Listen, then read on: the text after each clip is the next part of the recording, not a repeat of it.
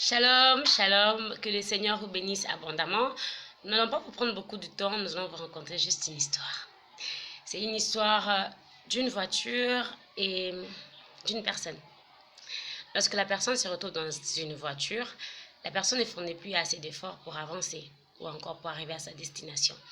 La voiture fait en sorte que la personne arrive jusqu'à sa destination.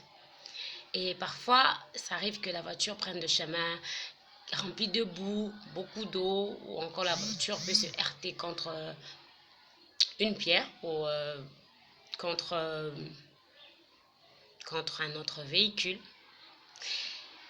Mais la personne dans la voiture ne subit que les secousses. Mais cette personne ne sera pas mouillée parce que la voiture est passée dans l'eau. Ou carrément, la personne ne sera pas salie par la boue parce que la voiture est passée sur une route pleine de boue. Et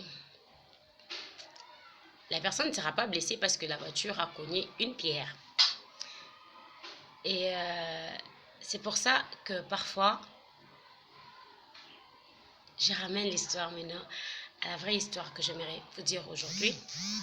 La voiture, c'est Jésus. Alléluia.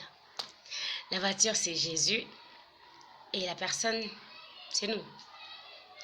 Lorsque nous acceptons tout simplement l'entrée de Jésus dans notre vie, nous laissons Jésus prendre le contrôle de tout. Lorsque nous acceptons entrer dans la présence de Jésus, la présence de Dieu, lorsque nous nous laissons dans la présence de Dieu, c'est Jésus lui seul qui prend le contrôle. C'est lui seul qui fera à ce que nous puissions atteindre notre destinée. C'est lui qui prendra tout le chemin possible pour que nous puissions arriver à notre destinée. Tout ce que nous devons faire, c'est rester dans la voiture. Et parfois, les secousses que nous ressentons, le mouvement du véhicule, lorsque la voiture passe sur un chemin rempli de boue, sur un chemin rempli d'eau, ou encore un chemin qui est vraiment bizarre. Les secousses que nous ressentons, ce sont des circonstances de la vie que nous vivons, que nous passons, que nous avons, que ce sont des situations difficiles, des moments d'amertume, des moments tellement si compliqués que parfois nous arrivons à nous dire c'est fini pour nous, c'est ma fin, je n'arriverai plus jamais, je ne ferai plus jamais quoi que ce soit, je suis incapable. C'est une situation difficile que je ne pourrai jamais surmonter. Ou carrément tu te dis, je ne suis pas appelée à être sur terre, c'est sûr. C'est sûr que je suis venue accompagner quelqu'un. Tout ça, ce sont les conséquences des secousses que nous ressentons lorsque nous sommes dans la voiture. Et nous oublions que ça ne reste que des secousses. Les dégâts, Jésus lui-même les a déjà portés sur lui. Et c'est lui qui ressent tout le moindre coup. C'est lui qui se sent sali lorsque il passe sur un chemin plein de boue.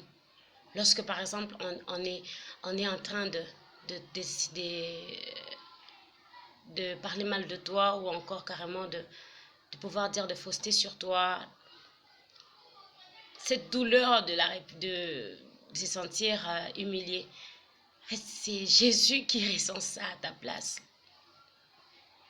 Alors, comprenons aujourd'hui que les circonstances que nous traversons, les situations difficiles que nous avons, aussi longtemps que tu es sûr que tu es dans la voiture, qui est Jésus, tous les dégâts possibles ne t'appartiennent pas.